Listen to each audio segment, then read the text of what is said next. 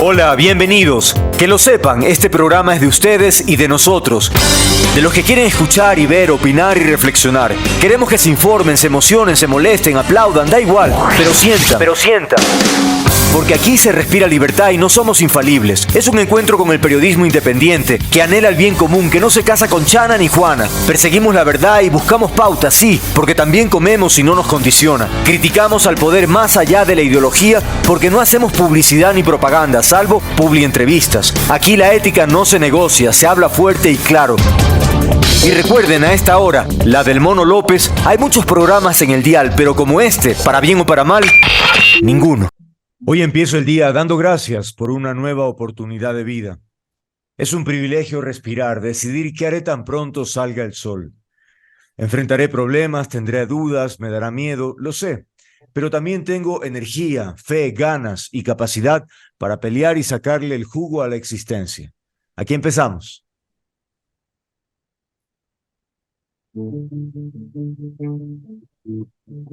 I got my first real six string, bought it at the five and dime, played it till my fingers bled. Was the summer of '69. Amigas, amigos, ¿cómo están? Bienvenidos, gracias por acompañarnos este día martes 4 de julio. Estamos aquí dispuestos y preparados para nuestra jornada informativa del día de hoy. Antes de eso, quería hacer comentario, más que comentario, agradecer por algunos mensajes que hemos recibido a propósito del programa como tal, ¿no? A propósito también de lo que comentamos el otro día, ya que no estamos en la alianza con Radio Francisco Estéreo, recibimos, digamos, porque muchas personas, bueno, no muchas, pero en fin, hubo algunas personas que escribían en redes preguntando qué había sucedido, por qué no estábamos saliendo en esa radio. Y claro, nosotros lo dijimos ese día, pero en fin, hubo gente que no lo escuchó y entonces subimos este material, la parte donde yo explicaba el por qué ya no estábamos en la alianza. Y bueno, a propósito de eso, hemos recibido, insisto, algunos comentarios y por eso quería compartirlos con ustedes. Cuando se le dice, bueno, nada, que está bien es la despedida. A ver, bueno, por acá veamos. Adriana López Fonseca dice, ya decía yo, 6 a.m. y no escuchaba su reflexión con gusto ahora en su nuevo hogar, en su nuevo lugar. A ver. Claro, pues seguimos donde siempre hemos estado desde el principio con Radio City, eh, porque además esta alianza con City fue previa, es decir, fue antes, y luego vino Francisco Estéreo. Con Francisco Estéreo, pues ya les conté lo que sucedió. Nada, del otro mundo, todo bien, ¿no? Así, no hay ninguna cosa especial que comentar, ¿no? Sergio Dávila Gómez dice éxitos, gracias Sergio. Ángel Santos, adelante Andrés, gracias. Briman Hurtado, pero tú sabes bien con tu propio programa en redes. Tú estabas bien con tu propio programa en redes. No entiendo por qué fuiste a esa radio. Recordar que es mejor estar solo que mal acompañado. No entiendo qué buscas. Con tu programación estabas muy bien. Gracias, Briman. Eh, a ver, las alianzas básicamente es para mejorar en términos, por ejemplo, de cobertura. En redes, evidentemente, tenemos una cobertura importante, pero además la facilidad de que uno va en cualquier parte y enciende la radio y escuchas el programa. Esa es una ventaja importante, ¿no? Y no estuvimos mal acompañados, ¿ah? Por cierto, no digamos eso porque mis experiencias con Radio Francisco Estéreo fueron muy buenas, ¿no? Simplemente no hubo empate, como decía, ¿no? Es decir, la planificación de de Francisco Estéreo con la del Mono a ratos no empataba, ¿no? No coincidían. Eso, nada más. Y de ahí, no, con la gente, estupendo, con mis compañeros, el ambiente. En fin, solo que la proyección que yo quería darle al programa, pues no empataba con la proyección que tenía esa radio con mi programa. Entonces allí es que hubo ese medio, digamos, desacuerdo que lo conversamos y que no pasó absolutamente nada, ¿no? Simplemente eso. Gustavo Acosta dice, felicitaciones y éxitos. Hay temas que no son negociables cuando existe ética y principios. Bueno, no, tampoco lo pongamos así, no hubo nada, nada así grave, ¿no? Por favor, eh, insisto, y aparte le deseo lo mejor para Francisco Estéreo, lo que vaya a ocurrir en ese espacio donde estaba este programa, en fin, todo en absoluto, no tengo, ningún inconveniente. Alberto Hernández dice, por favor, Andrés, ténganos informado para escucharlo. Usted es un gran periodista, chuzo, me gustan sus comentarios, muchas gracias. Y esa línea de periodismo imparcial, Dios lo proteja, éxitos. Muchas gracias, Alberto, detallazo. En todo caso, son mensajes que sin duda motivan, que alientan a seguir en la línea, ¿no? Auri Logroño dice, adelante Andrés, solo o en una radio lo seguiremos escuchando. Muchas gracias, muchas gracias. Aida Luz Landeta. Ya, eso ya no. Bueno, entonces, eso, simplemente quería, para que además no vayan a decir, usted se está inventando que le han escrito. Ahí va con nombre y apellido de las personas que han escrito y que quería agradecerles, insisto, por el detalle de comentar aquello, ¿no? Y bueno, ya, ahora sí, ya ese tema concluido y ya pasamos la página porque hay mucho, mucho, mucho por delante y por lo tanto hay que trabajar duro para sacarlo, ¿no? Em, bueno, mencionar antes de la pregunta del día, rapidito, esta intención que tiene el Consejo de Participación Ciudadana que pide que se investigue a Diana Salazar por presunto tráfico de influencias, plagio y otros delitos. Es decir, la consigna del Consejo de Participación Ciudadana es realmente clarísima y deleznable realmente, ¿no? Van por la cabeza de doña Diana Salazar a como dé lugar. No le funcionó en principio lo del tema del plagio de la tesis, pero ellos insisten y van con ahora tráfico de influencias y otros delitos. Bien, este tema lo analizaremos con calma mañana con algún especialista, me refiero en leyes, para que nos explique qué onda, ¿no? El señor Vera, que es el titular del Consejo de Participación, se llena la boca hablando de que están luchando contra la corrupción. Esa es la muletilla, ¿no? Pues tendrán que demostrar también que esa administración es una administración transparente y que no tiene ningún problema en esa línea, en temas de corrupción. Ya los iremos viendo. Hay algo que se está cocinando allí que no huele bien, pero insisto, lo cierto es que mm, esa es la decisión del Consejo de Participación Ciudadana y la respuesta de Diana Salazar fue en el sentido de que ella sigue trabajando, que no se va a sentir intimidada por este tipo de acciones, que tiene muchos temas de por medio y por lo tanto está concentrada en eso. Pero bueno, no hay que descuidarse. Insistimos que todo empieza a tomar cuerpo en función de intereses políticos que son conocidos, ya lo hemos mencionado aquí. Así que pues ojalá pilas, no se descuide, no sea que mañana le saquen alguna acción de algo y le impidan ya ir a trabajar, qué sé yo. Realmente en este país cualquier cosa es posible, ¿no? Si vemos todas las cosas que han sucedido, por ejemplo, a este fiscal Rodríguez, al juez, perdón, al juez Rodríguez, no, ya el hombre es inocente, no pasa nada, nadie se ha interesado en ponerle alguna acción y por lo tanto, si no hay motivación, pues el señor ya queda libre, no hay nada. Estamos hablando de quien le dio los derechos políticos a Glass. Y al principio se rajaban las vestiduras todo el mundo, ¿cómo es posible que en donde estamos, que no sé qué? Y a la hora no pasa nada. Es impresionante, realmente es una decepción tras otra, ¿no? Bien, dicho eso, vamos con la pregunta del día que tiene relación con los candidatos presidenciales. En general, a todos los candidatos se les ofreció de parte del gobierno una seguridad personal, porque ellos tienen que desplazarse, están en una población, en otra, qué sé yo, y por lo tanto se les dijo, bueno, ustedes tienen a su disposición eh, seguridad policial. Lo cierto es que los dos candidatos de los 8, Noboa y Sonnenholzner, han dicho que no, gracias, que no prefieren no tener la custodia, la protección policial, y con el antecedente que en las pasadas elecciones hubo graves episodios de violencia, ¿no? Atentados, incluso un asesinato. En ese contexto, pues bueno, la policía le dice, aquí está la seguridad. Pues estos dos candidatos han decidido que no quieren esa protección. ¿Cuál es su opinión al respecto? Eso es lo que preguntamos a nuestros seguidores y oyentes, ¿no? Veamos qué nos dicen, porque, bueno, el señor Novoa dijo que él prefería mantener su seguridad privada, que tiene ya desde hace mucho tiempo, y que él confía en esa seguridad, y que bueno, que muchas gracias, pero que no. En cuanto a Sonnerholzner, la verdad no he escuchado qué argumento ha puesto para no aceptar, pero en definitiva son ellos quienes han dicho que no.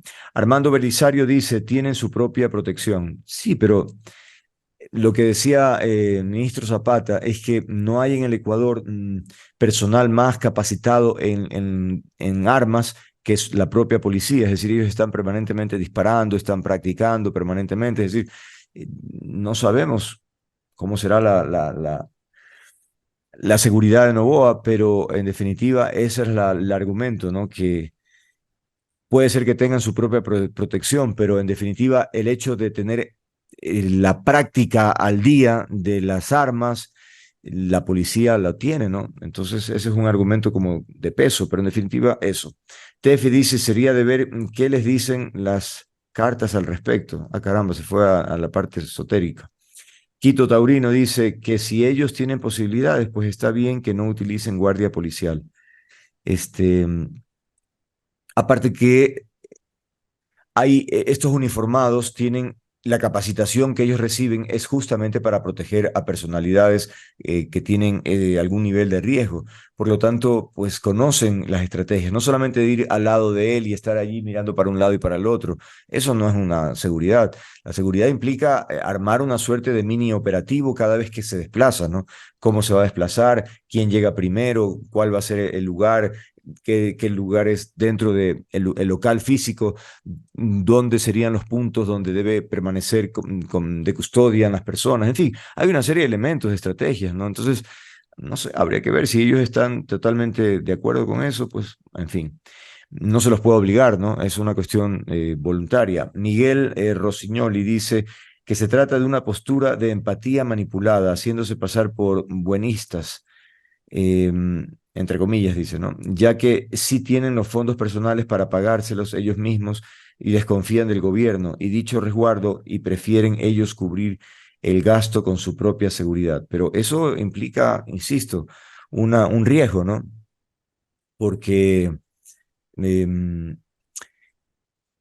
sí, por un lado, insisto, ellos pueden sentirse seguros con esos, pero ¿por qué no? O sea, ¿qué mal hace un extra, digamos, ¿no?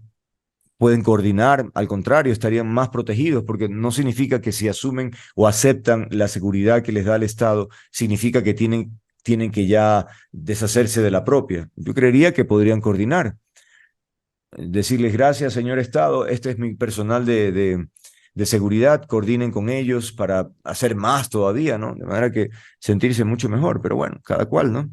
Clarisa dice, muy confiados, la verdad, con todo lo que en Ecuador vive en este momento. Es verdad, o sea, realmente los niveles de violencia son muy altos y por lo tanto creería que ninguna medida está de más, ¿no? César Molina Saruma dice, hay un dicho, el que nada debe, nada teme, pero también el que mucho es confiado.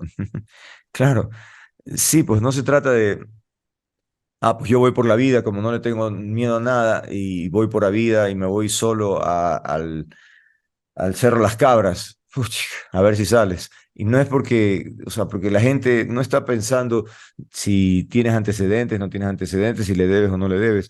Realmente los niveles de violencia no contemplan nada. Fíjense ustedes, algunas de las muertes de personas, asesinatos, ellos no tenían ninguna antecedente penal.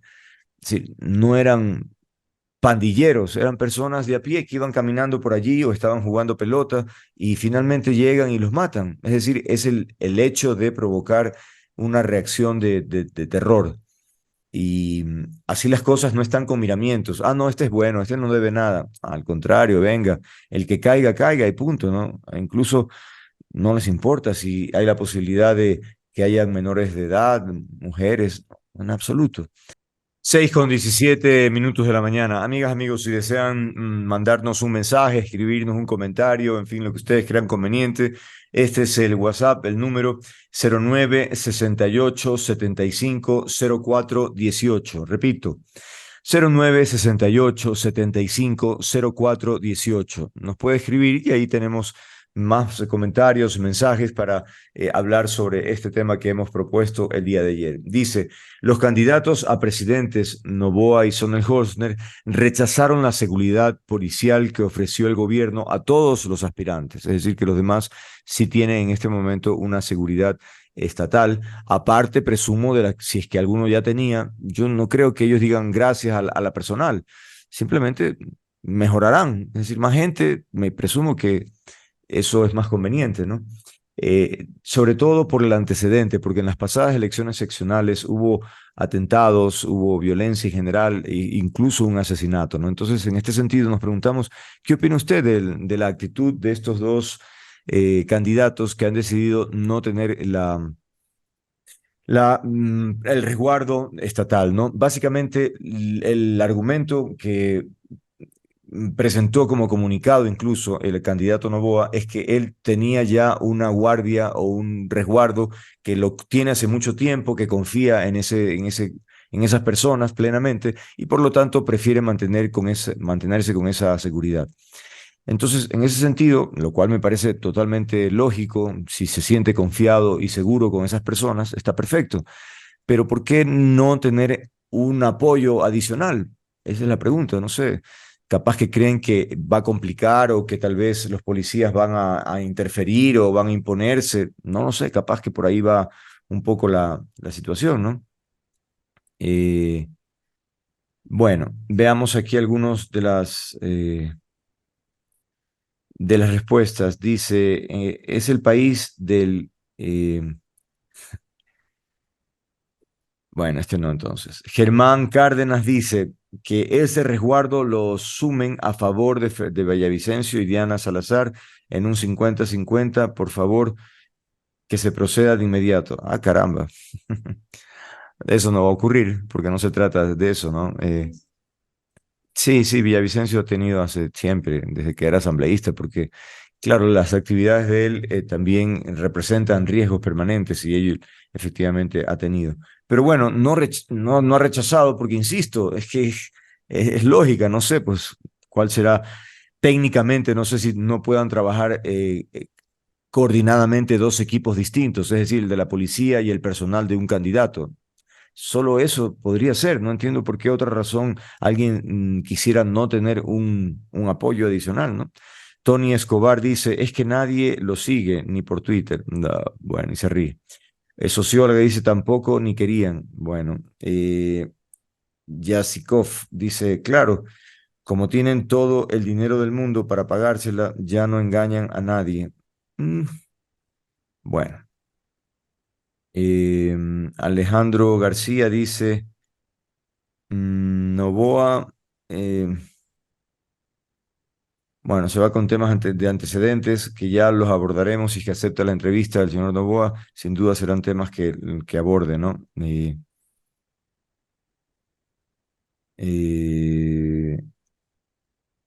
ya veremos, están acá,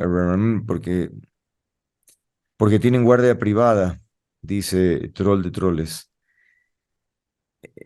Bueno, ahí están criticando una entrevista que ya la voy a revisar, insisto, vamos en cualquier momento a tener ya vamos a empezar más adelante.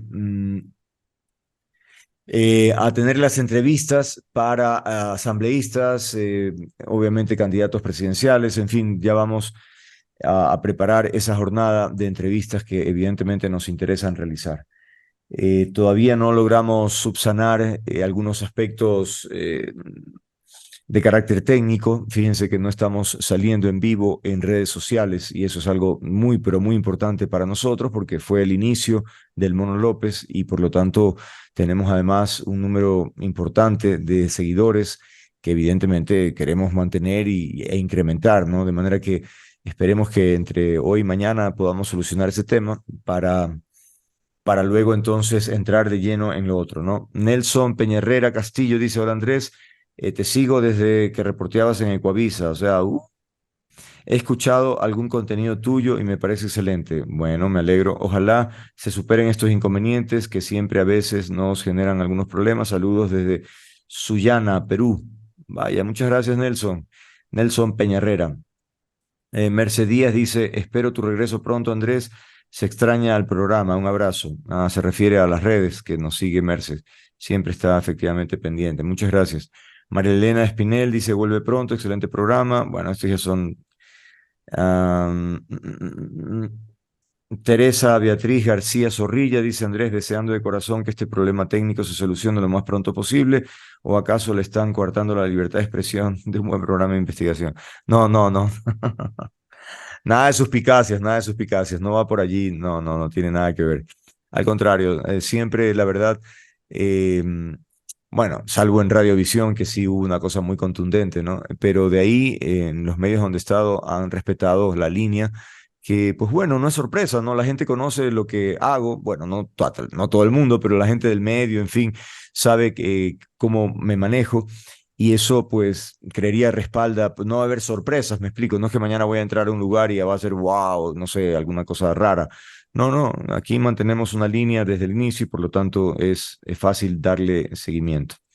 Bueno, ahí tenemos, hay más comentarios en esa línea, pero en fin, ya creo que el tema está comentado, ¿no? Entonces, vaya, en cuanto al tema este de la seguridad, eh, es una decisión absolutamente respetable, una decisión un tanto curiosa, porque, insistimos, parecería que es mucho mejor tener, si es posible, la mayor cantidad de personas que puedan ayudar. Ahora, tal vez puede ser que algunos candidatos digan, no, ya demasiada gente, mucha vaina, no, no me siento cómodo. Bueno, cada quien, pero insisto, es una situación que llamó la atención y por eso nos pareció necesaria hacer el comentario para que ustedes también respondan y digan lo que piensan sobre este tema. Veamos el último comentario por aquí. Son tan insignificantes en la política que los mafiosos no van a ir tras ellos, van tras quienes les incomodan. Postdata. Así que rechazarán la plata que da el gobierno a los movimientos políticos. Mm, Bueno, allí tienen las opiniones y comentarios que han publicado a propósito de la pregunta, ¿no? Así que bueno, ya veremos cómo se desarrolla la campaña. Obviamente en este momento todavía no hay una campaña formal. A ver, ¿qué más por acá? Ya, no hay una campaña formal, así es que el ámbito en donde se desarrolla toda esta, entre comillas, campaña son redes sociales y por lo tanto, pues bueno, sí hay un recorrido, sí hay una cuestión de movilización, pero no es todavía la campaña formal, intensa, ¿no? Y que tal vez es el momento mucho más grave, ¿no? Porque si además se anuncia, ya va a llegar fulanito de tal a tal población, y entonces allí genera evidentemente un nivel de riesgo, ¿no? Cuando hay un anuncio de esas características. A ver, a ver, como noticia, mencionar que efectivamente el Ministerio de la Producción, o sea, el gobierno finalmente ha decidido elegir a Daniel Legarda como el nuevo ministro de Producción, Comercio Exterior, Inversiones y Pesca. Bueno, Daniel Legarda tiene ya una trayectoria amplia en esta actividad. Él empezó en el gobierno de Moreno en un cargo más o menos, bueno, no como ministro, pero como parte integrante de todas estas negociaciones internacionales. Luego fue ratificado en este gobierno. Fíjense ustedes, ha tenido una trayectoria larga y ahora lo nombran ministro. A propósito de que Julio José Prado renunció, dijo en su momento, por un tema de carácter netamente personal. Entonces, ahora Daniel Legarda dice, mi total compromiso por un mejor país. Obviamente él está sobre la marcha, no necesita empaparse, no necesita nada porque se las conoce todas en realidad, ¿no? De manera que creería que es una decisión acertada eh, porque conoce exactamente cómo se tratan los temas, cómo, hasta qué punto han avanzado, qué es lo que falta, de manera que por ahí tiene sentido, ¿no? Así quisiésemos que fuesen los nombramientos, ¿no? De gente que entra para, sobre la picada, entrar a trabajar y no empaparse, ¿no? En fin. Bueno, veamos la agenda que tenemos para el día de hoy. A ver, vamos a empezar sobre un tema que está en titulares tanto en Quito y en Guayaquil y en otras poblaciones, sin duda, en las carreteras, que tiene que ver con las muertes por accidentes de tránsito. Los índices son pavorosos y uno se pregunta, ¿hasta cuándo, no? ¿Qué está sucediendo? ¿Por qué no logramos que la gente conduzca con precaución o si hay otros factores que inciden? En fin, sobre ese tema hablaremos con Paola Carvajal, coordinadora del Observatorio Ciudadano de Movilidad y Seguridad Vial, para analizar y poner en tapete las cifras, ¿no? Que realmente, insisto, son preocupantes. Luego hablaremos del metro, titulamos el tema Paciencia, el metro empezará para diciembre, porque esa es finalmente la decisión que tomó la administración municipal en este instante, ¿no? Entonces estará con nosotros Víctor Hugo Villacrés, gerente del Metro de Quito, para darnos información sobre otros elementos que efectivamente preocupan, ¿no? De hecho, solo el anuncio de que sea en diciembre, tantos meses después, cuando se dijo que ya estaba listo para empezar, realmente preocupa, ¿no? Claro que ya hay algunas informaciones, pero siempre será muy importante tener detalles. Nuestro editorialista invitado el día de hoy es Luis Córdoba Alarcón. Él es director del programa Orden, Conflicto y Violencia y nos va a hablar el día de hoy de la política de las emociones. Interesante titular, ya veremos de qué se trata esa política. Luego hemos invitado al presidente ejecutivo de la Asociación de Bancos Privados del Ecuador, Asobanca, a propósito del anuncio de que no suben las tasas de interés en créditos bancarios. Sobre eso y otros elementos, sin duda también hablaremos. Por ejemplo, qué tan sana está la banca, por qué a veces salen algunos problemas y no se resuelven con prontitud. En fin, sobre eso, insisto, abordaremos. Y finalmente conversaremos con Mauricio Alarcón, el director ejecutivo de la Fundación Ciudadanía y Desarrollo. Básicamente, a propósito del quinto intento para el concurso del Contralor que tiene que llevar adelante el Consejo de Participación Ciudadana, ya la comisión de selección para el concurso está conformada y en ese contexto decimos, bueno, ¿será que finalmente sí va, que la quinta es la definitiva? Bueno, veremos con qué nos dice nuestro invitado. Dicho eso, pausa o... Ah, ya está. Está llamando efectivamente a nuestra primera invitada para hablar sobre el tema de los siniestros de tránsito. Fíjense ustedes, solo en el fin de semana pasado, el que acaba de pasar, 6 personas fallecieron, 6 de 8 accidentes de tránsito. 8 accidentes de tránsito, 6 personas muertas. Esto en Quito. En Guayaquil igual.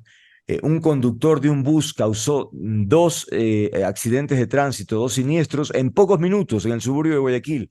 El hombre que estaba, por cierto, en estado etílico, atropelló a un motociclista y chocó a un taxi que luego cayó en un hueco. Solo así se pudo detener porque el tipo estaba totalmente fuera de control. A velocidad, sin duda, atropella a un motociclista que fallece y luego continúa en esta velocidad impresionante y cae, por suerte, en un hueco de una construcción, un hueco grande que estaba en una construcción y finalmente solo por eso se detiene. El tipo pretendió escapar, pero al salir del vehículo cayó en una poza de agua.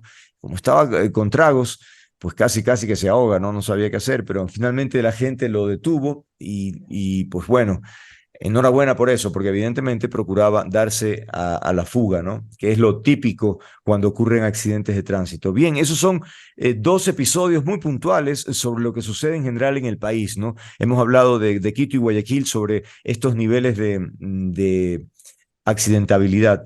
Y nos preguntamos qué sucede, por qué, porque siempre estamos dando sugerencias, recomendaciones, pero lo cierto es que no hay manera, ¿no? Es decir, siempre ocurre en este episodio. No es que vamos a eliminar, pero la pregunta es, ¿por qué no minimizamos? ¿Qué es lo que sucede? Hemos invitado a la ingeniera Paola Carvajal, coordinadora del Observatorio Ciudadano de Movilidad y Seguridad Vial. Gracias, ingeniera Carvajal. Bueno, cuéntenos, ¿cuál es su reflexión primero en términos generales? ¿Cómo marchan o cómo están las cifras en términos de los niveles de siniestralidad vial? Buenos días. Buenos días, Andrés, qué gusto, muchísimas gracias por el espacio. Un saludo también a todos los radioescuchas.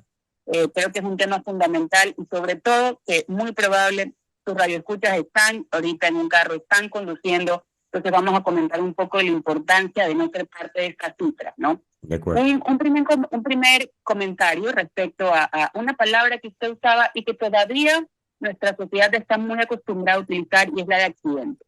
Mm, Nosotros en la ley, en la última reforma de la ley que se publicó en agosto del 2021, ya se cambia esta palabra de accidentes por siniestros. Y el motivo es bien importante, y aquí también he pedido a todos los medios de comunicación que nos ayuden a ir cambiando la utilización de esta palabra. Cuando hablamos de accidentes, al final sentimos que nadie tiene la responsabilidad. Casi que era el destino, era un destino. No podíamos haber hecho nada. comprendo. Pero entonces tenemos que hablar de siniestros viales, porque los siniestros son los resultados de una toma de decisión. Entonces, un poco para ampliar este concepto, para que exista un siniestro vial, tienen que existir 3 factores.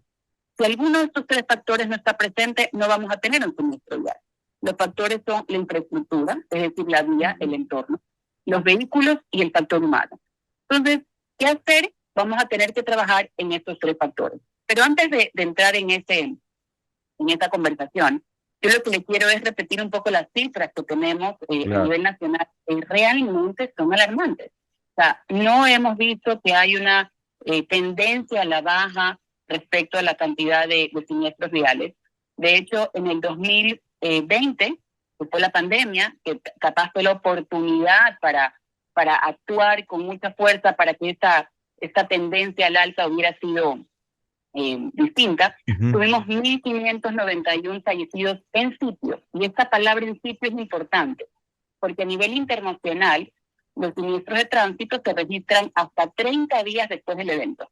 Entonces, en Ecuador solo estamos registrando oficialmente a través de la Agencia Nacional de Tránsito en sitio. 2020, 1.591. 2022, 2.202. Se duplica. O sea, es una cosa terrible. O sea, estamos hablando de más de 500 siniestros que están registrándose en sitios. Y, por ejemplo, en el caso de, en 2021 no le dije, pero fueron 2.131. Entonces, repito las cifras. 2020, 1.591 fallecidos en sitio. 2021, 2.131. 2022, 2.202. Pero si vamos al 2021, que es un año que el INE ya pudo cerrar y procesar la información que viene del sistema hospitalario, para el 2021 realmente hubieron 3.279 fallecidos en sitio. Qué bárbaro. Entonces, realmente es una cosa espeluznante. Yo tengo un segundo comentario respecto a su introducción al tema, y decía, no los podemos eliminar. Pero la respuesta es que sí se pueden eliminar.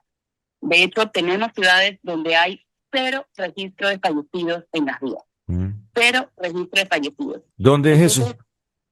Por ejemplo, en España, en una ciudad que es de Pontevedra, en el centro de la ciudad se pacificó las vías, se limitó el acceso vehicular, no registran fallecidos. En los Países Bajos, el número de fallecidos cada año es menor porque ellos tienen una visión 0. O sea, su estrategia de seguridad vial se llama visión 0 porque entendemos que todos los siniestros son prevenibles.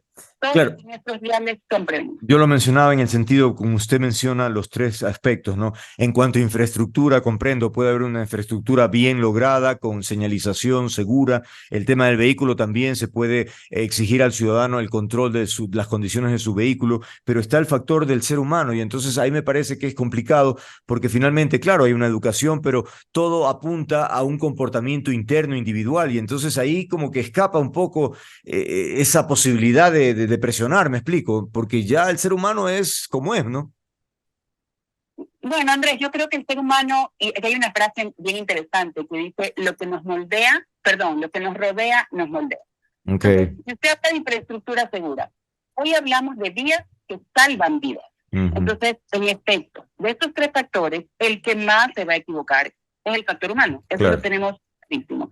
Pero entonces nosotros tenemos que lograr que la infraestructura sea la más segura posible. Y que en caso de que exista un error por parte del factor humano, la infraestructura pueda minimizar las fuerzas de la colisión. Porque lo que queremos es salvar vidas. En el tema de los vehículos, y en el caso del Ecuador hay un tema bien interesante, y me voy a regresar incluso a mi época en que yo estuve en el Ministerio de Transporte. Nosotros trabajamos muchísimo para que Ecuador forme parte del Grupo de Naciones Unidas en que requiere que se aplique la normativa, un montón de normativa técnica respecto a la construcción de los vehículos y a la incorporación de elementos de seguridad activa y pasiva. Activa y pasiva me refiero a cosas que ya conocemos en muchos de los vehículos, como por ejemplo el cinturón de seguridad o los frenos ABS, pero hay algunos otros elementos como la estabilidad electrónica y cosas por el estilo. No todos los vehículos en el Ecuador vienen con estos elementos. No. Muchos de los vehículos que se permite importar al país no son los vehículos más seguros, y son vehículos que no podrían entrar en Estados Unidos, en Europa o en Asia. Entonces, ¿por qué estamos permitiendo que nuestros países lleguen vehículos que en caso de un siniestro no van a proteger al ser humano? Colombia acaba de sumarse a estas normativas, o sea que también es posible en la región. Creo que tenemos que aprender de las mejores prácticas. Pero hablamos de los conductores.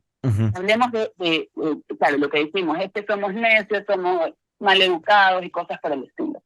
Yo también siempre hablo que la seguridad vial debe dejar de ser accesoria. Debe dejar de ser algo solo de educación vial o solo de campañas de comunicación. La seguridad vial se tiene que gestionar de forma transversal. ¿Y a qué me refiero con eso? Como le dije, uno, diseñar vías seguras. En la ley de transporte también hace varios años está previsto que todos los municipios, que todas las prefecturas ejecuten auditorías de seguridad vial. ¿Esto qué quiere decir?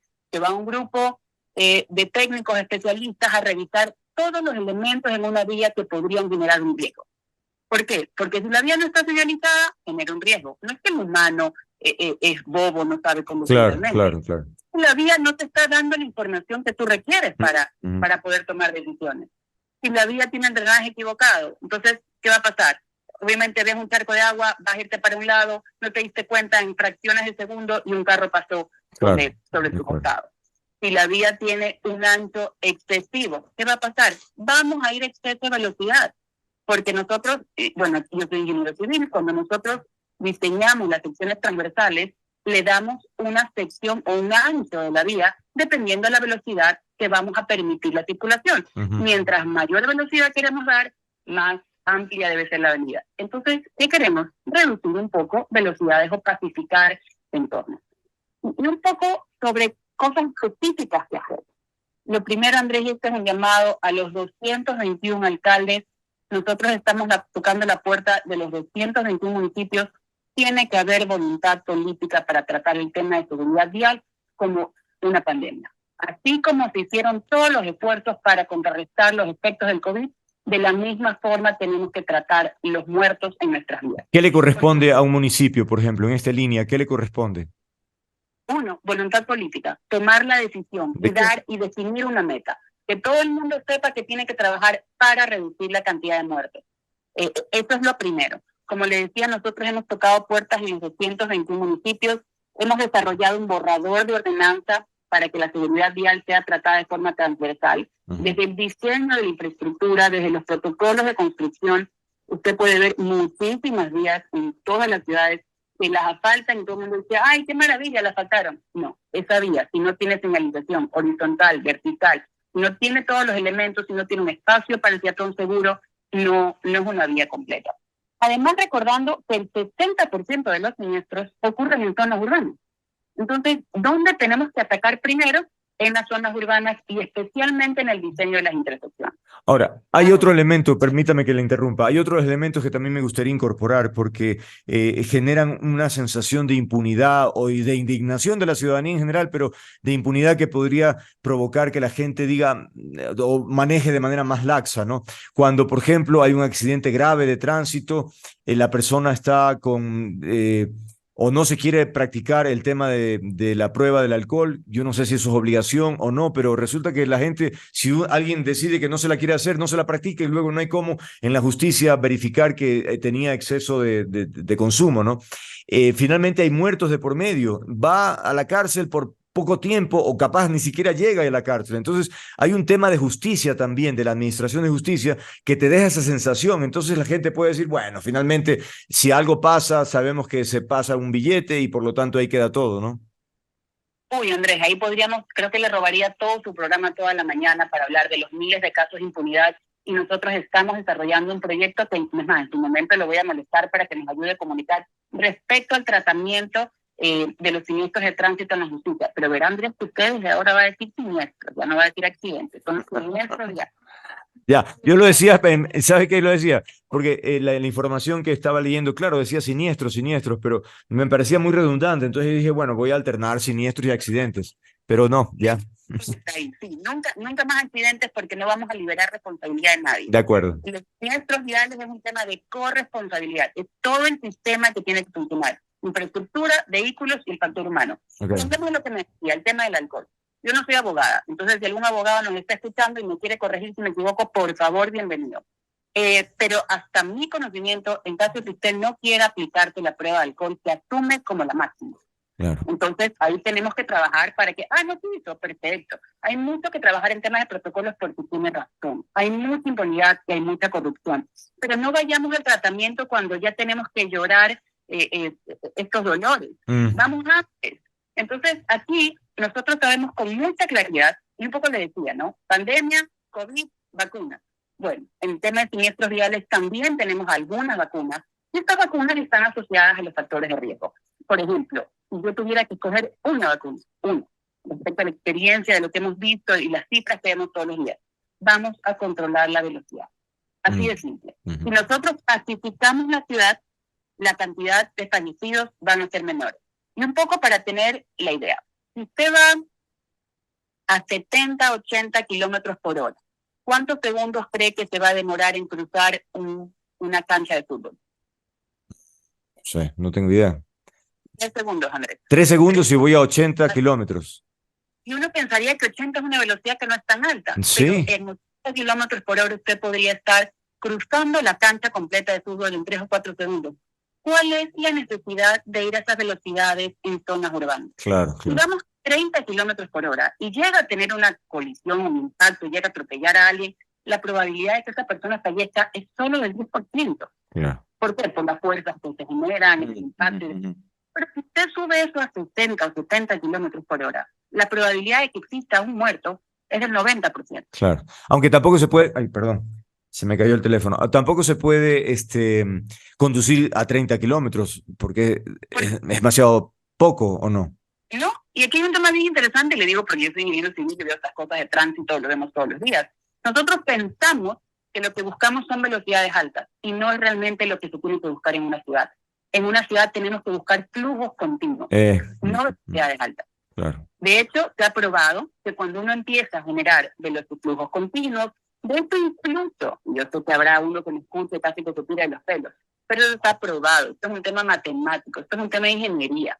Si usted reduce sección, obliga a que los carros no se detengan en la mitad de la calle y sigan avanzando, porque esta es una mala costumbre. Y como sabemos, y le repito la frase que le dije al inicio, lo que nos rodea nos moldea. Si hacemos infraestructura que no va a permitir que la gente vaya volando, que no permita que haga segunda fila, que no permita que genere estos abusos, ¿qué va a pasar? Los vehículos van a fluir mejor.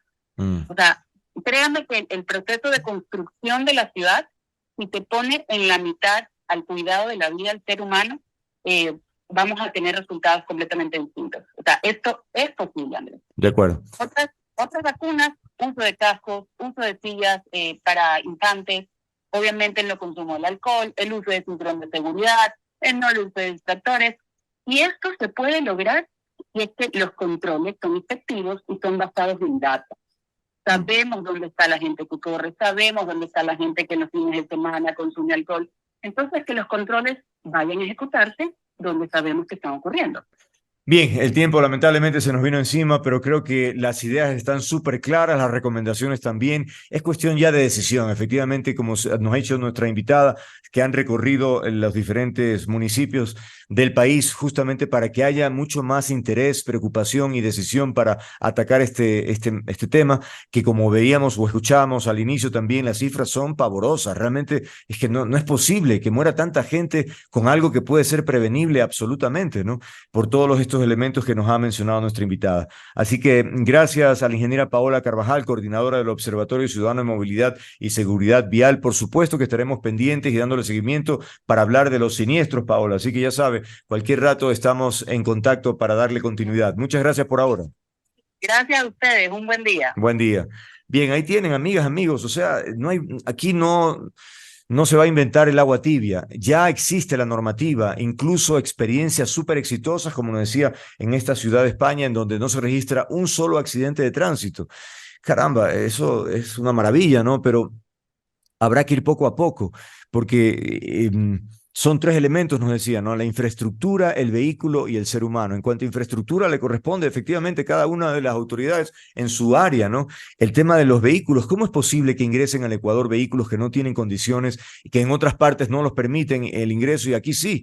Es decir, yo no entiendo la verdad por qué el Ecuador permite, y en ese tema, no solo en vehículos, entiendo que también en otros productos, lo que es rechazado en Europa, que no es permitido por las condiciones de construcción o de elementos que se utilizan, acá en Ecuador sí entran.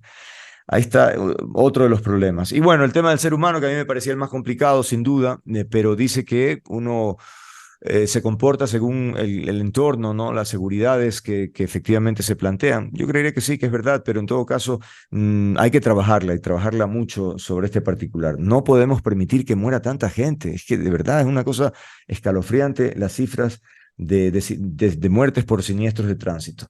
6:51 de la mañana, continuamos, amigas, amigos. Nos interesa detalles a propósito de lo que significa la operación comercial del Metro de Quito. Es un tema importante, sin duda, para no solo la capital, en general el país, porque hay una inversión muy importante y creo que además el prestigio de un país se mira por la eficiencia de obras que generan interés, ¿no? Es decir, no son muchas las ciudades en Latinoamérica que tienen metro y por lo tanto que Ecuador esté allí pues habla bien, digamos, desde algún punto, pero por otro, vaya que esta es una historia casi de nunca acabar, ¿no? En definitiva, la última decisión de la administración municipal tiene que ver con que el 1 de diciembre será la operación comercial. Se mencionó que efectivamente así será. Operará 15 horas diarias y todas las estaciones estarán abiertas al público, se dijo. Bien, hemos invitado al economista Víctor Hugo Villacrés, gerente del Metro de Quito, justamente para tener detalles del particular. Le damos la bienvenida a Víctor Hugo. Antes de entrar en el tema concreto del metro, me gustaría un poco hablar de esa designación, porque claro, a usted lo conocimos como un experto en temas del IES y de pronto, vaya, gerente de metro. Evidentemente es una persona que ha demostrado capacidad en todas sus intervenciones, se nota de su preparación permanente, su autopreparación cuando asume alguna responsabilidad, pero me pregunto, ¿hubo alguna, no sé, antes de que lo designaran, capaz le dijeron, oye, tú vas a ser el gerente de metro, prepárate, tiene que prepararse en el camino? ¿Cómo fue esa experiencia, Víctor Hugo? Buenos días. ¿Qué tal, Andrés? Buenos días. Un saludo a la gente que nos escucha a través de los medios de comunicación. Bueno, empezar diciendo que ha sido una carrera en el sector público interesante, una carrera que me ha permitido consolidar algunos aspectos, por ejemplo, la posibilidad de administrar proyectos en el sector público. Entonces, estuve, por ejemplo, en el Banco de Desarrollo del Ecuador. Usted se acordará en el mercado mayorista, ya entre el Por 2004 supuesto. que también pudimos hacer una buena relación con los medios de comunicación, posteriormente a eso el Banco de Desarrollo del Ecuador, en donde se tramitan, en donde se generan, en donde se gestionan financiamientos para subnacionales. Entonces, eso me permitió también entender cómo funcionan los diferentes equipamientos urbanos. Yo estuve hecho cargo de un área que justamente relaciona el equipamiento urbano comercial, construcción de puertos, de aeropuertos, ferrocarriles, mercados, etcétera, para el desarrollo de las ciudades. Posteriormente, el Banco Central, hasta ahí analista económico nada más. Después, claro, me tocó asumir, yo creo que uno de los retos más importantes que tiene este país, que es el Consejo Directivo del IES. De hecho, es la única institución que trabaja con el ser humano desde que nace hasta que muere, inclusive después de la muerte, a través de sus deudos. Entonces, una linda experiencia, una escuela en sí mismo, muy complejo. Estamos hablando de una institución que podría ser subdividida probablemente en 6, 7 instituciones, por Por la alta complejidad que tiene y también la cantidad de recursos que maneja. Me refiero financieros, me refiero también en términos de talento humano. Ya después volví a la academia, me dediqué a la academia los últimos 7 años, no tuve nada que ver con el sector público y cuando recibo la invitación, sí, en efecto, la invitación la recibo después que el alcalde gana las elecciones de incorporarme a su equipo. Ahí tomamos la decisión de dónde sería el lugar en donde se le podía colaborar. Y claro, ahí se tomó en cuenta la experiencia en la administración de recursos, la experiencia en la administración de proyectos, que básicamente es el tema que el alcalde coincida conmigo que se necesita en este momento en el Metro de Quito. Más que alguien experto en ferrocarriles, que debo decirle, he encontrado gente experta dentro de la empresa Metro de Quito, gente que tiene toda una trayectoria, ha hecho estudios internacionales sobre los temas ferroviarios. Usted lo que necesitaba es alguien que sea capaz de cronometradamente administrar el proyecto de tal manera que confluyan los 5 contratos que usted tiene. Por un lado, el de construcción del metro propiamente dicho, que es un contrato que básicamente está en su etapa de terminación, pero tiene otro contrato que es el de fiscalización, otro que es el de gerenciamiento, la entrega de material rodante, que en días anteriores pudimos finalmente firmar el acuerdo de mediación en la Procuraduría General del Estado y estamos en el proceso de transferir ese material rodante a los bienes municipales y por si esto fuera poco, tiene ya el contrato de operación. Entonces es una administración de 5 contratos. Normalmente cuando usted tiene estos proyectos tan grandes, Andrés, tiene 2 modos de contratar y eso en cualquier tipo de proyecto de equipamiento urbano. El uno es operación, construcción, mantenimiento, todo en conjunto y llave en mano. Y el otro es el que hemos hecho en Ecuador, específicamente en Quito, que es los 5 contratos por separado y falta uno más, que es el contrato de mantenimiento. Entonces, los 6 contratos van por separado y usted necesita una perfecta articulación. Y en esa articulación lo que necesita más que un experto en ferrocarriles es un gestor de proyectos, alguien que sea capaz de entender el sector público por las complejidades que éste tiene en cuanto a los procesos de contratación, en cuanto a las diferentes posibilidades nacionales e internacionales del trabajo con multilaterales, en donde también tuve la suerte de trabajar en Washington en el Banco Interamericano de Desarrollo por un año, pero a la vez necesita tener la comprensión de cómo esto se articula en la administración del proyecto, lo que llaman el project management, de tal manera que usted sea lo suficientemente lúcido como para lograr empatar y sincronizar todos los Ok. contratos y poder obtener una fecha de funcionamiento de en este caso, de esta infraestructura que es el Metro de Quito. Bien, me parece oportuno sin duda toda esta información porque efectivamente nos da una idea mucho más completa de qué es la gestión que esto está realizando. Ahora bien, algo que llama la atención desde el inicio, tuvo que ver los antecedentes también, porque en la administración de Guarderas, pues bueno, sabemos ya, dieron una fecha de inicio, empezaron algunas gestiones, tuvieron que parar una serie de problemas, pero bueno, uno diría tal vez 1 o 2 meses, pero casi medio año para empezar la administración comercial. Realmente entonces, ¿cómo no nos lanzaron a semejante aventura? Porque, caramba, si el tema demanda tanto tiempo, es porque habían cosas muy importantes de por medio sin resolver, pues. Usted lo ha dicho, Andrés. Yo no suelo ser un crítico de administraciones anteriores, sí suelo revisar con ellos qué es lo que ha sucedido para corregir errores.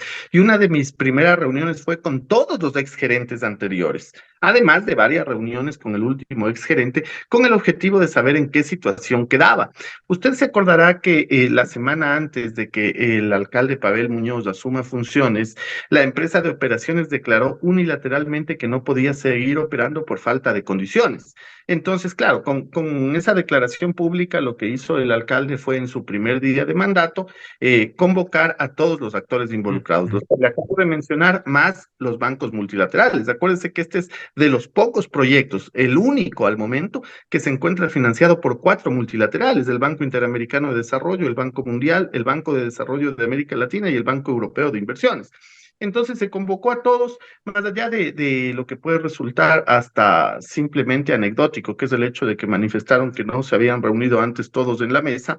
Lo que se acordó por parte del alcalde es: diseñen ustedes un cronograma. Yo no les voy a poner una fecha política. Diseñen ustedes un cronograma técnico que me permita a la ciudadanía decirle cuándo van a operar. Entonces tuvimos un taller. En aquel taller yo, digamos, fungía todavía como facilitador. No estaba en funciones del metro, pero fungía como facilitador facilitador con todos los actores involucrados, y en ese proceso salen elementos esenciales que formaban parte de la ruta crítica, es decir, que faltaban. Uno de ellos, el más importante probablemente para mí, y dentro de los puntos críticos del más relevante, no existía contratado un sistema de mantenimiento. ¿Qué quiere decir? Normalmente usted cuando se compra cualquier cosa, una bicicleta, una moto o un vehículo, le dicen, vea, le vamos a dar 60.000 kilómetros de garantía o 5 años, lo que ocurra primero. En el caso de los trenes, pues igual había una garantía, pero para que esa garantía sea efectiva, usted tiene que hacer un mantenimiento preventivo. No es que usted va con el vehículo, la moto, por la vida y no le importa pasar 20, 30.000 Claro. kilómetros sin un mantenimiento. Bueno, en el metro de Quito no había un mantenimiento preventivo, es decir, cada determinado kilometraje de los trenes es necesario que se haga un mantenimiento preventivo, que será lo único que cubra finalmente el hecho de que los vehículos estén con garantía. Primer gran problema. Segundo problema, a partir de ese mismo, 6 trenes habían de alguna manera entrado en funcionamiento, habían entrado en rieles, en los túneles, y los otros 12 trenes, acuérdese que nosotros tenemos 18 trenes, se habían encendido alguna vez y nada más. Entonces se necesitaba, y en ese proceso estamos ahora en el mes de julio, un proceso, valga la redundancia, de puesta a punto de los trenes. ¿En qué consiste el proceso de puesta a punto? Básicamente en que viene el fabricante, revisa que todos los trenes estén en estado de someterse al esquema de estrés que se les puede poner a los 18 trenes dentro de rieles y dentro de túneles, y eso empezará a funcionar. Entonces, eso pasará ahora en el mes de julio. Los 18 trenes por primera vez estarán sobre rieles y sometidos a pruebas por parte del constructor y el operador, con el objetivo de verificar que el material rodante pueda ser recibido a satisfacción, porque acuérdense que en octubre terminan las garantías. Entonces, tenemos el tiempo justo para recibir adecuadamente. Esos dos problemas, súmele el sistema integrado de recaudo, que si quiere conversamos posteriormente. Sobre todo, no, sí, que efectivamente quería preguntarle si se ha decidido, por ejemplo, cuál va a ser ese sistema, porque se habló de boletos con código QR, además de recargas de cuentas del Metro Q o tarjetas bancarias. En definitiva, ¿hay ya una tendencia? ¿Cuál sería la más eficiente? Mire, aquí hay que ser claros. La primera cosa, está contratado al momento al menos 4 formas de pago. El código QR físico, que generó algunos problemas, que ese momento imprimían. Bueno, nosotros lo que hemos hecho es crear un laboratorio de pruebas en la estación de la Universidad Central. Y ahí hemos comprobado algunos detalles que son importantes. Por ejemplo, el hecho de que la gente no puede esperar a llegar y que ahí se imprime el ticket, que deben haber tickets impresos, de tal manera que pueda salir inmediatamente. La cercanía o lejanía que debe tener con los puntos de lectura de estos tickets QR para que pueda funcionar de una manera más ágil. Ayer que estuvimos justamente trabajando y reestructurando este tema, veíamos la ruta y veíamos que a los pasajeros en la salida se les exigía igual la presentación del código QR, y que tal vez eso no sería significativo en Quito para los primeros meses, es decir, que a la gente habría que dejarle fluir a la salida, pero que al ingreso sí presenten el código QR. Entonces, ese tipo de procesos se van tomando en este laboratorio, en donde trabajamos todos los días verificando. Entonces, estaría el código QR físico. La primera cosa, que la gente ya lo pudo probar con errores, lamentablemente.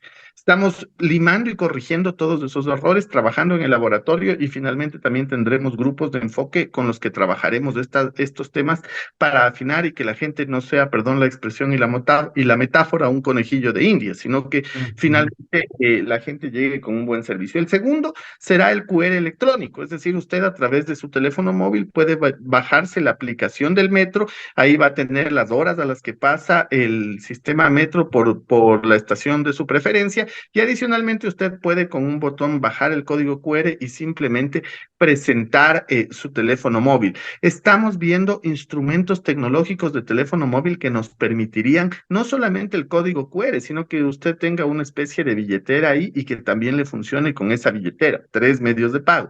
La cédula de identidad. Hemos probado la cédula de identidad, que puede ser utilizada como una tarjeta cerrada, si usted le quiere ver, porque tiene un chip, sobre todo las últimas, no estoy hablando de las Claro, cédulas blancas. Ajá. Entonces, en ese chip se podría cargar un saldo que va a una cuenta que se denomina cuenta ABT. No voy a entrar en las siglas y ese tipo de cosas que suelen ser confusas, pero es una cuenta que está en la nube. Y como está en la nube, usted tiene ahí almacenado saldo, y con ese saldo puede pagar con su cédula, puede pagar, puede de ahí descontar códigos QR electrónicos. También va a haber la posibilidad de tarjetas de crédito y débito. Eso va a estar funcionando. Y finalmente estamos trabajando con el sistema financiero en lo que podría ser una En la tarjeta ciudad. ciudad. Exactamente. Entonces, estarían habilitados la mayor cantidad de canales de Sí, pago disponibles.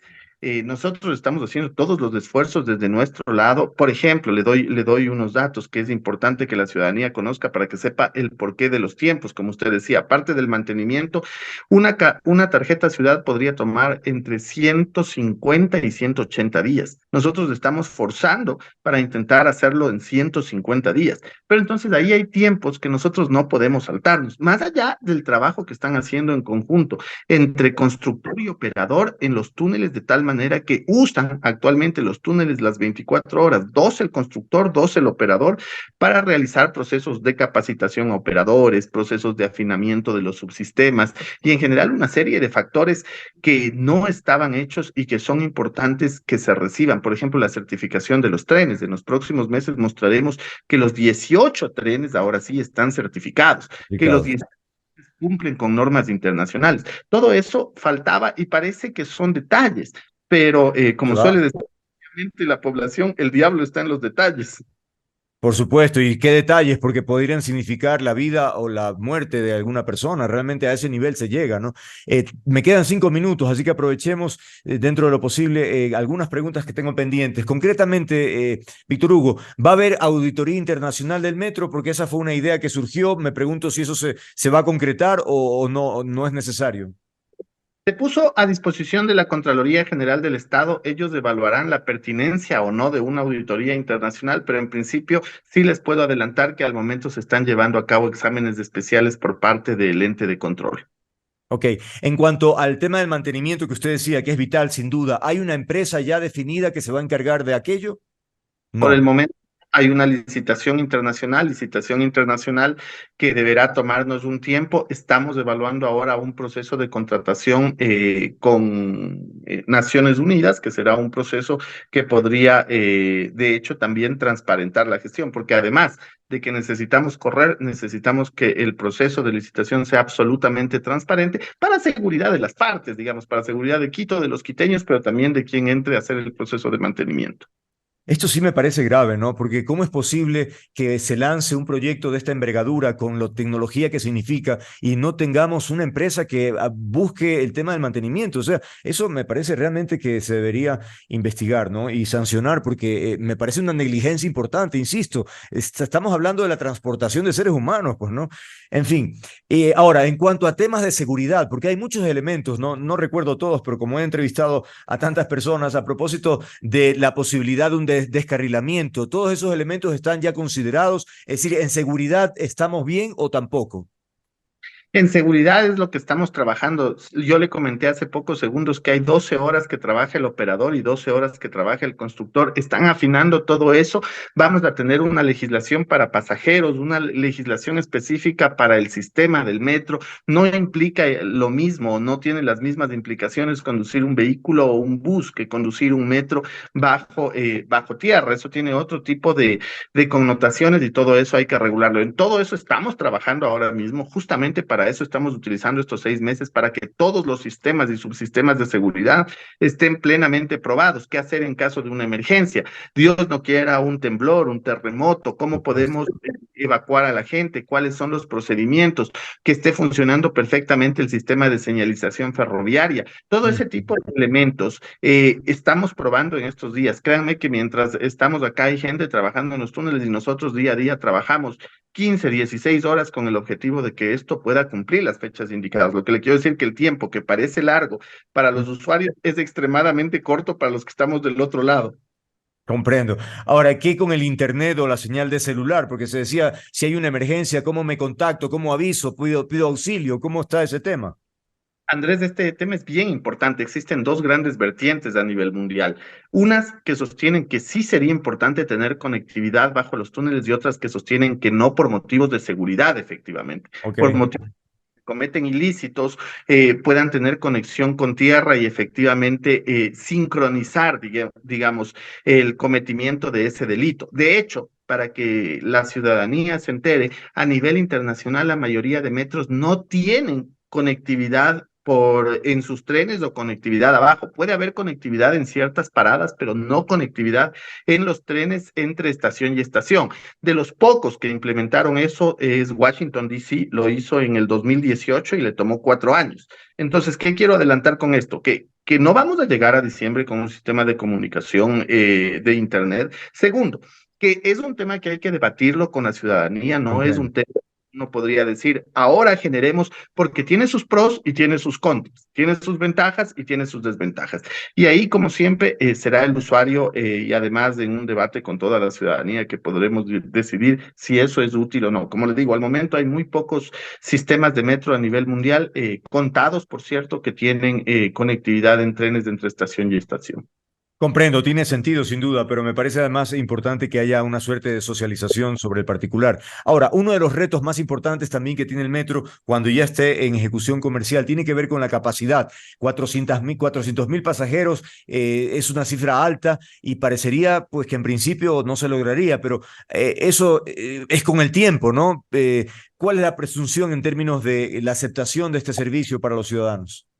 Usted lo ha dicho, Andrés, ahora que estamos hablando entre economistas, podemos hablar de la oferta y la demanda. Y en efecto, la demanda crece progresivamente, es decir, Mm. empezaremos con un número seguramente limitado de pasajeros.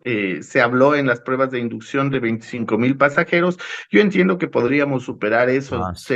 a unos 70, 80.000 pasajeros, pero de ahí habrá un tiempo de estabilidad y va a depender también de las conexiones multimodales que logremos realizar. De hecho, vamos a empezar en diciembre con algunas, pero se necesita que exista conectividad con toda la ciudad. Y claro, conforme crezca, usted sabe que a nivel mundial, cuando uno habla de un metro, no habla de una sola línea, habla seguramente de 3, 4, 5 líneas que ya le permite a usted articular los diferentes puntos de la ciudad.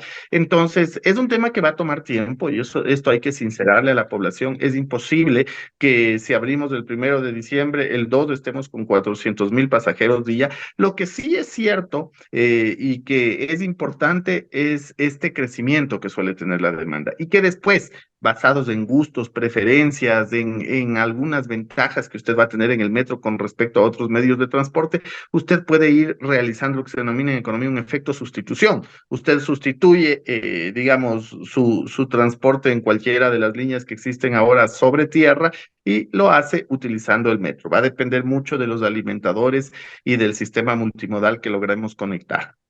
Eso es un punto que nos queda pendiente porque sin dudas es muy importante, ¿no? De nada serviría un eficiente servicio bajo tierra si en superficie es un caos. Tiene que haber una coordinación integral para que finalmente fluya, ¿no?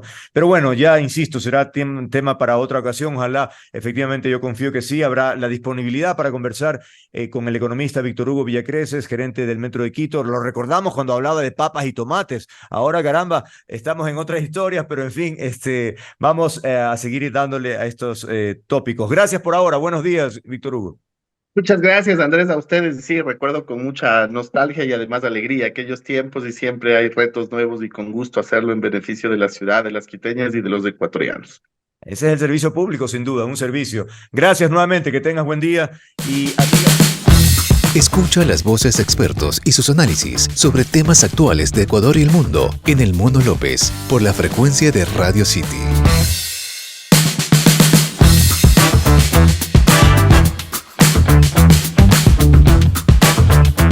Bien, nuestro editorialista invitado el día de hoy se trata de Luis Córdoba Alarcón, él es director del programa de investigación Orden, Conflicto y Violencia de la Universidad Central del Ecuador. Además es doctor en ciencia política por la Universidad de Salamanca. El tema del día de hoy es la política de las emociones. Escuchemos.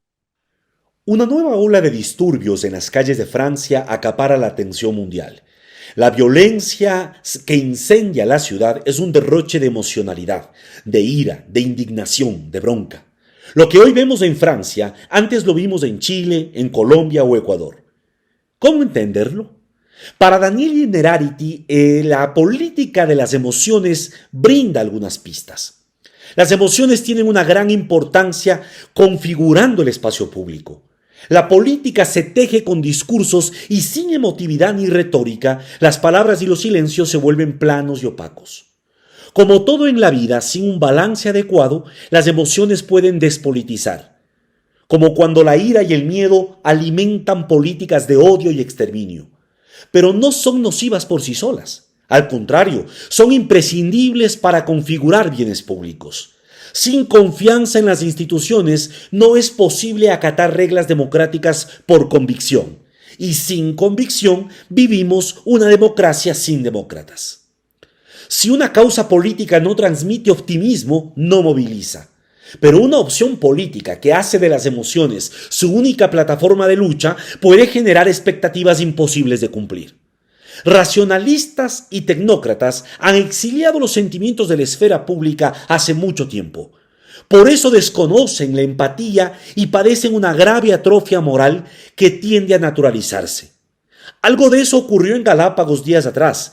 Mientras la población sufre un desabastecimiento crónico, el gabinete en pleno, junto al presidente Lasso y al tristemente célebre embajador de Estados Unidos, se paseaba en un lujoso yate comiendo langostas y bebiendo champán. Para ellos, las ganancias del canje de los bonos blue son más importantes que la angustia popular. Este vaciamiento emocional de la política debe ser llenado de alguna manera. O por las movilizaciones sentimentales que desbordan las calles y activan espirales de violencia, o por las candidaturas populistas que capitalizan los sentimientos del electorado para catapultarse. En ambos casos, la esfera emocional está reclamando su lugar en la política, pero el sistema no lo asimila. Al contrario, los gobernantes y los privilegiados del sistema económico excluyente y violento que impera en el mundo se vuelven impermeables al dolor ajeno. En su lógica racionalista, las emociones son aceptables por fuera de la política. Los excesos sentimentales solo son bienvenidos en el mercado, siempre que se canalicen a través del consumo, o en la esfera privada, siempre que no se enteren los vecinos. Esta despolitización de las emociones viene acompañada de una segregación de sentimientos. La esperanza y la alegría son un privilegio de pocos. Para los nadies solo está disponible la ira y la tristeza. Si queremos evitar los estallidos sociales que amenazan la convivencia pacífica o los populismos que amenazan las democracias, hay que repolitizar y democratizar los sentimientos. Eso implica un ejercicio radical de innovación democrática. 7:19 de la mañana. Interesante esta perspectiva a propósito de cómo manejar estos temas en la política, incorporando el tema de emociones, ¿no? Que efectivamente se maneja mucho. Ahora, por ejemplo, en campaña electoral, obviamente los candidatos apuntan a eso, cómo llegarle emocionalmente también a los ciudadanos, ¿no? Y ahí hay que tener mucho cuidado porque pueden efectivamente manejar fibras a la gente que le llega sentimentalmente, pero ese no debería ser tampoco un elemento decisivo, ¿no? A la hora de la hora, lo que hay que revisar con calma y detenimiento es si este u otro candidato efectivamente tiene mejor preparación para ejercer un cargo tan importante como ser presidente o presidenta de la República. Bueno, tenemos ya, lo vemos en pantalla, nuestro siguiente invitado se trata de Marcos Rodríguez, presidente ejecutivo de la Asociación de Bancos Privados del Ecuador, a quien le damos la bienvenida. Nos interesa hablar de, se ha mencionado con contundencia que no existe un alza de tasas de interés en los créditos bancarios. Básicamente, poner como antecedente que la normativa en el Ecuador desde el 2007 habla que las tasas de interés de todos los créditos bancarios tengan techo o topes máximos. Pero la banca ha mencionado que tal vez sería necesario apuntarle a cambiar el método para calcular el techo del interés que se debe cobrar, pero eso no significa que exista alza de valores. Así que no sé si empezamos por ahí para que nos dé una explicación de lo más didáctica, Marco, para que sea pues de consumo. A veces los economistas se ponen complicados con los términos, así que sea didáctico para entender exactamente de qué estamos hablando. Buenos días.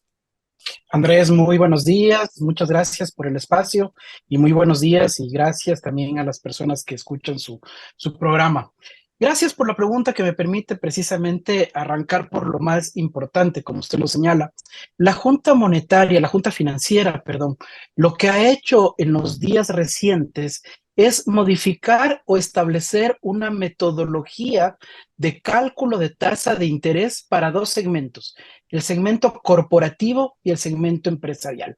En estos segmentos solamente se encuentran aquellas empresas que venden más de 5 millones de dólares, las grandes empresas. Esta metodología viene a suplir algo que o a ocupar un espacio de algo que no existía en el Ecuador. En el Ecuador, desde el año 2007 que se empezó con el control al estilo que se tiene actualmente de las tasas de interés, no existía una metodología. Hoy lo que ha hecho la Junta Financiera es establecer una forma de cálculo técnico que lo que va a hacer es recoger lo que ha venido pasando en el mercado local y lo que pasa en el mercado internacional, pero no ahora, sino en los últimos 12 meses. Y además a ese cálculo que da como resultado una tasa referencial de qué es lo que pasa en promedio en el mercado, agregarle algo que se llaman desviaciones de estándar, que lo que permite es incluir las vicisitudes de la economía. Por ejemplo, Andrés, la Reserva Federal de los Estados Unidos, desde inicios del año pasado, ha incrementado la tasa de interés al menos 15 veces de manera sucesiva. De hecho, hace un par de semanas, el presidente de la Reserva Federal de los Estados Unidos ha anunciado públicamente que la Reserva no incrementó en la última reunión la tasa de interés, pero advierte que se tomará esta decisión en las próximas semanas, habida cuenta que en los Estados Unidos toman esta herramienta como un mecanismo para la lucha contra la inflación. Pero, y con eso termino, Andrés, pero con esta medida que ha tomado la Reserva Federal, ha movido todas las tasas de interés en el mundo entero. Si uno mira las cifras de la región de Europa, todos los bancos centrales del mundo han incrementado la tasa de interés monetaria y ese incremento de la tasa monetaria ha incrementado las tasas de interés de los bancos comerciales de todos los países. Esto encarece el crédito que llega al Ecuador porque los bancos captan recursos del exterior mediante créditos para colocarlos acá internamente. 1.600 millones de dólares trajeron los bancos a través de este mecanismo el año pasado. Esos recursos hoy están extremadamente caros para poderlos trasladar al mercado local. Y si en el mercado local no tengo suficiente liquidez porque el mercado externo se ha encarecido, lo que ha sucedido es que el mercado local, la liquidez local, también se ha encarecido.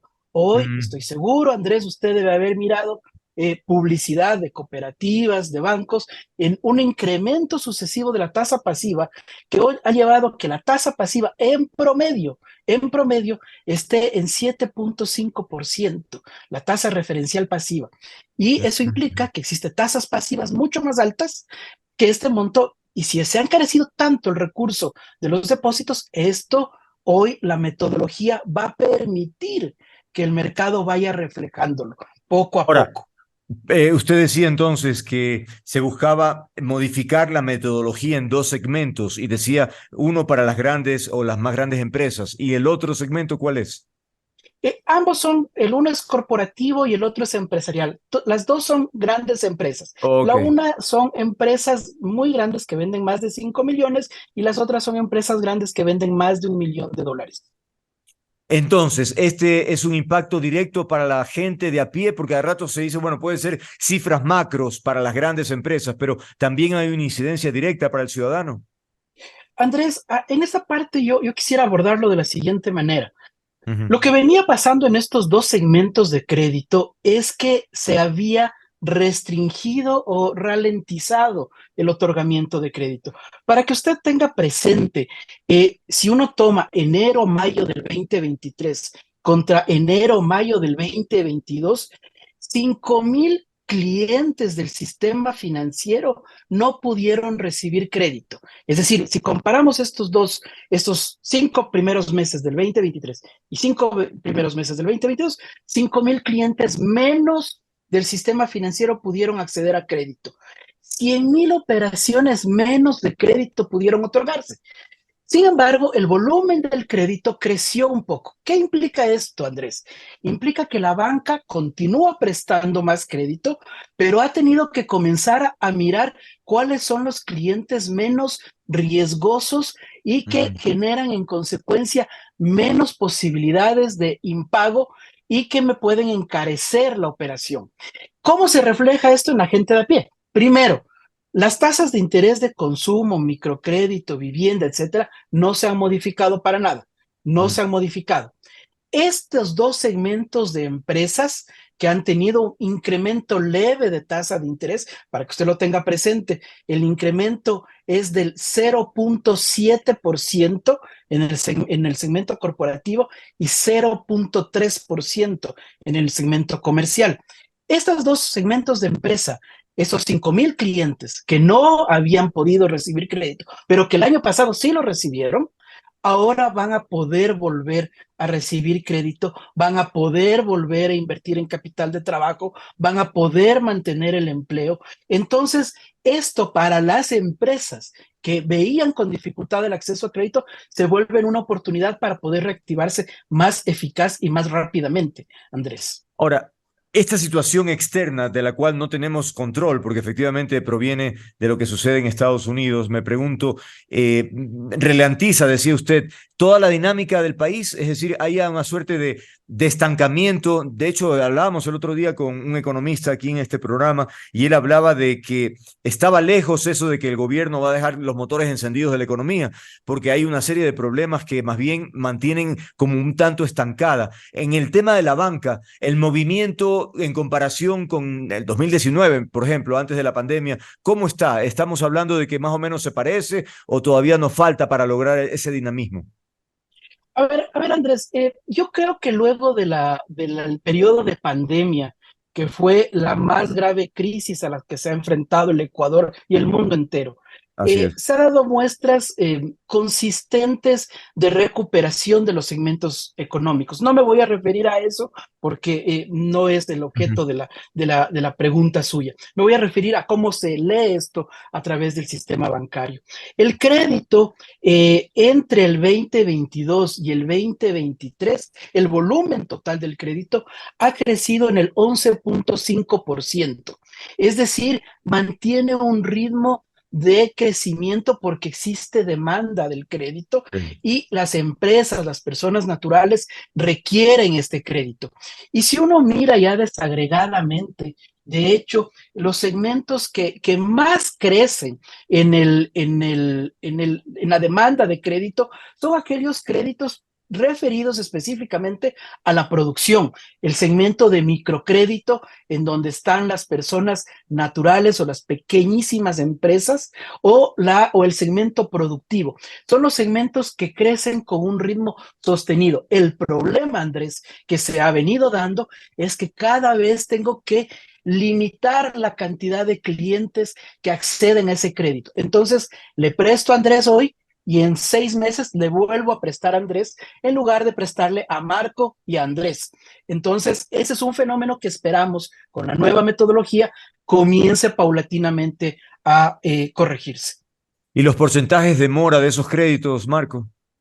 Es una excelente pregunta porque, mire, pese a toda la crisis que pasamos y a las dificultades económicas que la sociedad en general tuvo que enfrentar, la cartera bruta, la cartera general del sistema hoy tiene una mora del 3%, una mora bastante manejable, y esto se debe en dos vías, digamos. Primero, un manejo bastante técnico del sistema financiero que nunca pierde de vista que los recursos que se prestan a las personas son inicialmente de los depositantes. Son los recursos de Andrés, son los recursos de Marco, aquellos que se prestan. Y desde ese punto de vista hay que ser muy cuidadoso con esos recursos.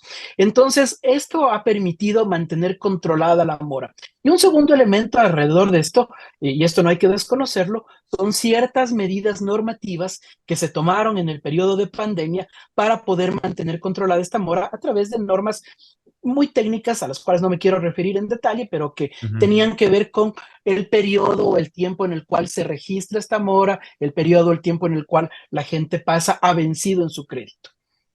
Hay temas complementarios, ya el tiempo se me viene encima, faltan unos 5 minutos y quisiera abordar. Por ejemplo, estaba leyendo que solo 2 de cada 10 personas mayores de 15 años tienen acceso a financiamiento formal en el sistema financiero ecuatoriano. ¿Eso a qué obedece? ¿A que no hay de pronto una cultura para la bancarización todavía? ¿O por dónde pasa el tema? Porque realmente apenas 2, ¿no? De cada 10 tienen esta posibilidad. Andrés, es desoladora esa cifra. Es Mm. realmente desoladora esta cifra. Mire, la cifra que usted cita es la cifra que el Global Findex, un estudio periódico que hace el Banco Mundial, lo presentó el año pasado con cifras de cierre del 2021.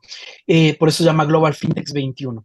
Este estudio muestra dos cifras importantes. Por un lado, hoy el 65% de la población mayor a 15 años, porque así lo mide el Banco Mundial, Ujú, tiene acceso a un producto financiero, a una cuenta financiera. En ujú. este sentido, Ecuador se encuentra algo por encima de la media de Latinoamérica.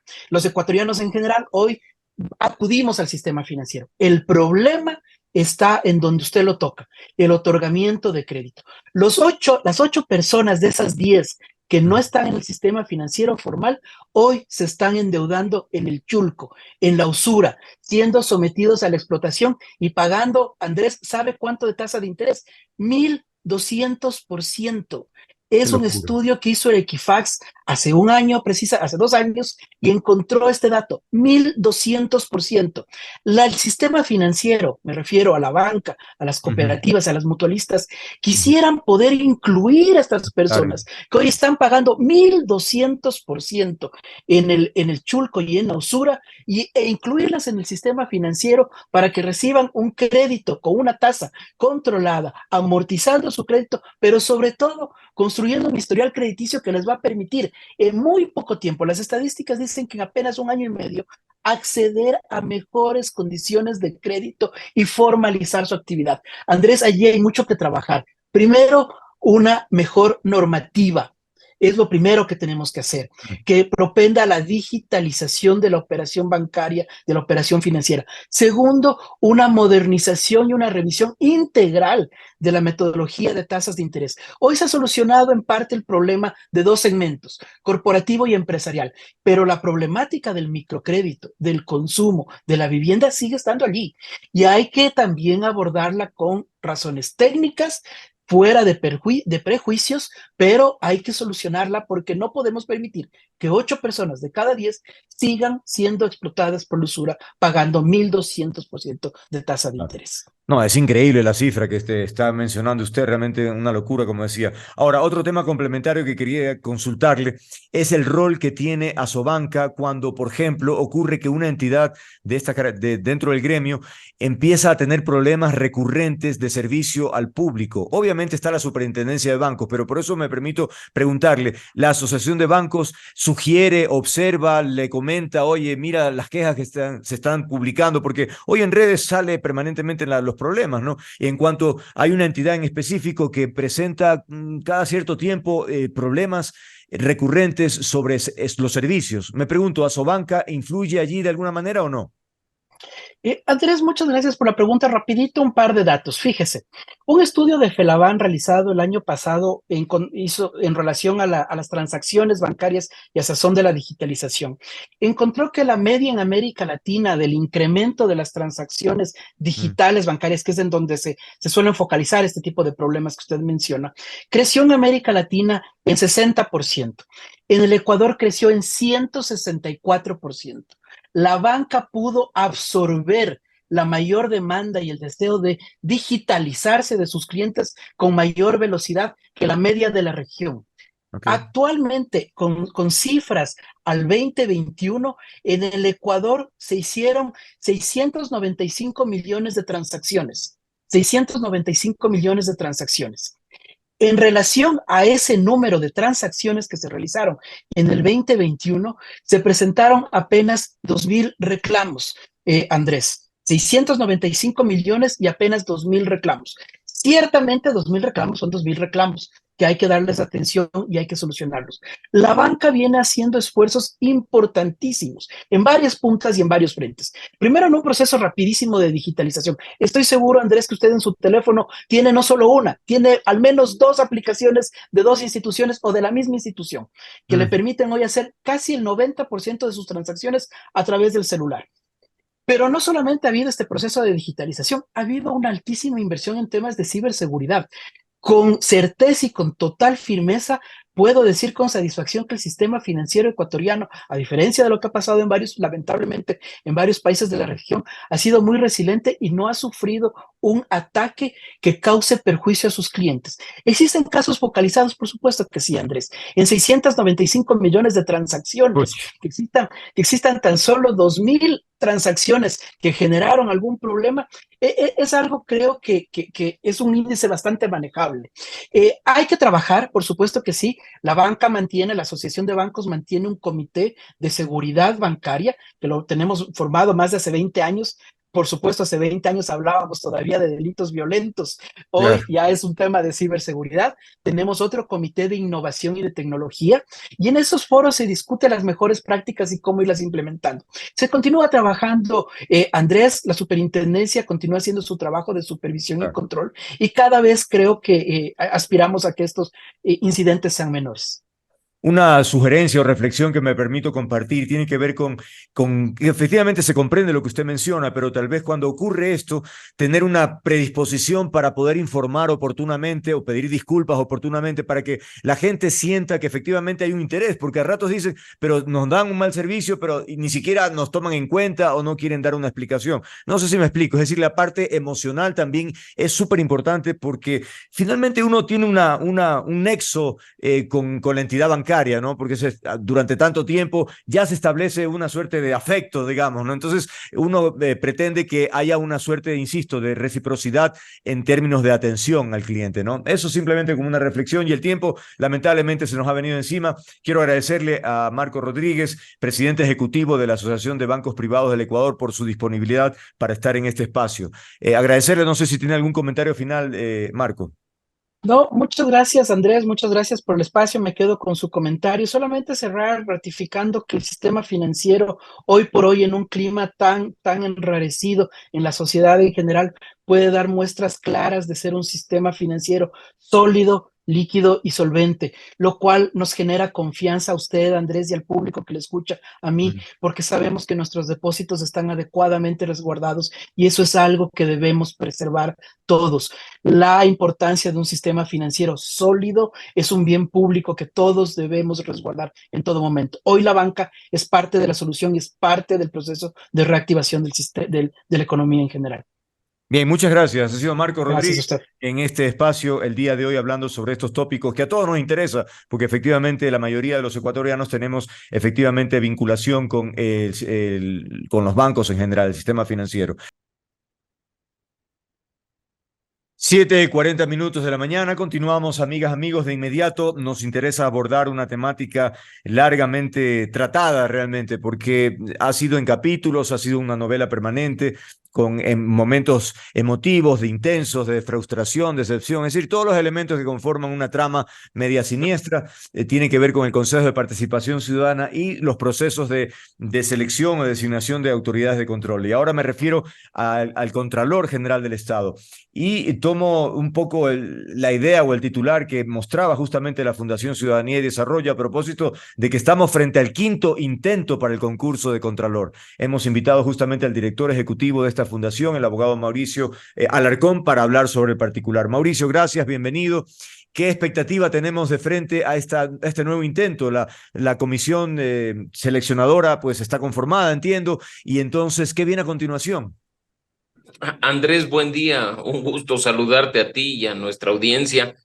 Yo espero que ahora venga el concurso, que ese cronograma que se presentó para darle al país un nuevo Contralor General del Estado o Contralora, no lo sabemos, que debería terminar a finales de septiembre, finalmente se cumple. Acá no estamos para atacar a la institución, ni mucho menos, que afortunadamente sigue con una autoridad prorrogada en funciones hasta ser legalmente reemplazada y funcionando. Pero ¿cuánto tiempo ha pasado, Andrés, sin que la institución cuente con un titular? Tuvimos un contralor prófugo, tuvimos un contralor subrogante preso, tuvimos a los subrogantes de los subrogantes en funciones, y siendo tan importante esta institución porque es la que vela por el buen uso de los recursos de los ecuatorianos en manos de los actores y los gestores políticos, no cuenta con un titular. Mira que ahora al menos hay un nuevo consejo de participación, una nueva integración, más allá de cuestiones políticas, en teoría busca que el concurso avance, pero en el periodo anterior, 4 años, Andrés, entre 2019 y 2023, fueron varios los concursos que, por falta de voluntad, por las pugnas internas, por las razones que todos los ecuatorianos hemos visto a través de los medios de comunicación, dejaron a instituciones, y no una, sino varias, sin autoridades definitivas y estables. Ahora, en este contexto hay una interpretación política que tiene que ver que detrás de el Consejo de Participación Ciudadana está latente un proyecto de carácter político para cooptar justamente a estas autoridades. ¿Te preocupa esa posibilidad que sea real? Siempre va a estar ese tema latente y en lo personal y a nivel de ciudadanía y desarrollo siempre nos ha preocupado, Andrés. El Consejo de Participación empezó a funcionar pocos meses después de que entró en vigencia la Constitución de Montecristi en el año 2009. Estamos hablando que han transcurrido 14 años, varias integraciones y autoridades en dicho Consejo y todos los concursos, sin excepción, todos han sido cuestionados por esa dosis político-partidista que se ha puesto al momento de reformar reglamentos, al momento de reconsiderar y recalificar a los postulantes, al momento de designar autoridades. Hoy no es la excepción, pues varios miembros del Consejo de Participación actual no han tenido ningún temor en mostrarle al país su preferencia político-partidista, de dónde late su corazón y cuáles son sus intenciones, y pues así podría terminar siendo este y otros concursos que deben llevarse a cabo y que deberían ya reactivarse, ser manipulados a favor de una organización política. Eso está latente mientras exista el Consejo de Participación Ciudadana, mientras en este caso incluso se mantengan vigentes las normas de designación de autoridades que, como tú has visto y lo mencioné hace un momento, parten de reformar reglamentos para cada concurso en función del postulante al cual le quiero beneficiar de una manera en específico. Hay un elemento rondando sobre este particular que tiene que ver con la denuncia presentada en el Tribunal de lo Contencioso por la participación tanto del titular Vera del Consejo de Participación como Marcela Guiñaga, que podrían eventualmente provocar incluso la destitución. ¿Eso cómo impactaría en este proceso o debería simplemente proseguir? ¿Qué pasaría allí?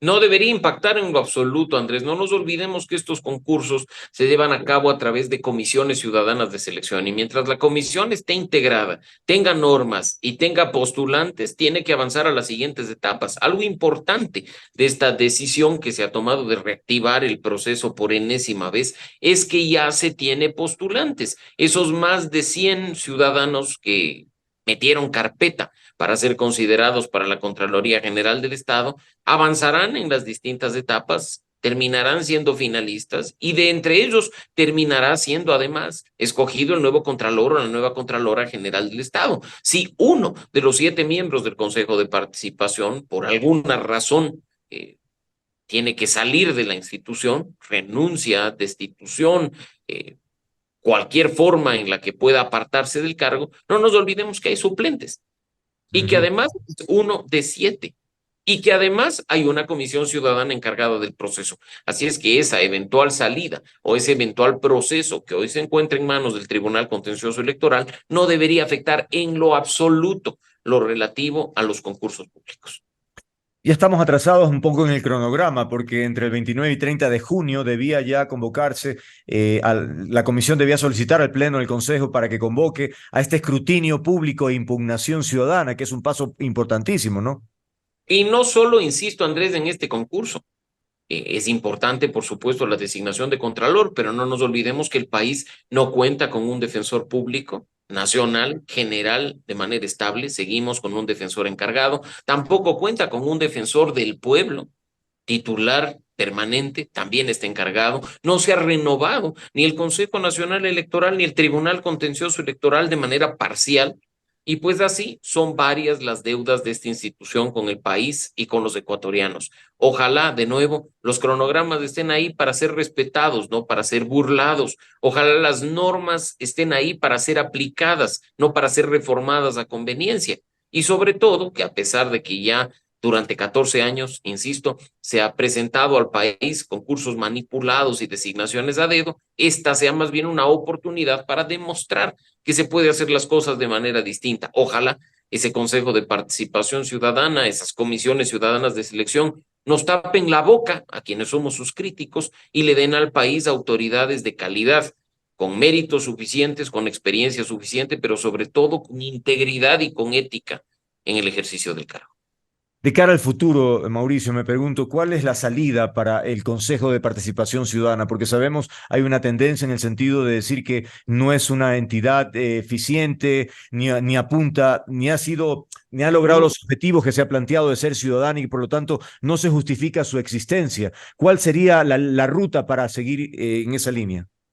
Habemos varios que hemos sido promotores de la iniciativa de que el Consejo de Participación desaparezca, y no me refiero ni a recoger firmas, ni mucho menos, sino a este tipo de espacios en la opinión pública, decir que el Consejo no tiene razón de ser ni de existir, es producto de una novelería, de una organización política en el proceso constituyente, con el único objetivo de blindar procesos de designación de autoridades bajo la excusa o el disfraz de la promoción de la participación ciudadana. 14 años en los que hemos visto más de lo mismo, 14 años en los que hemos visto procesos manipulados, así es que el punto de partida sería la desaparición del Consejo. Ahora bien, Andrés, tú sabes que conforme las iniciativas que se han concretado en la materia y los precedentes dictados por la Corte Constitucional, esto no sería posible sino a través de un proceso constituyente.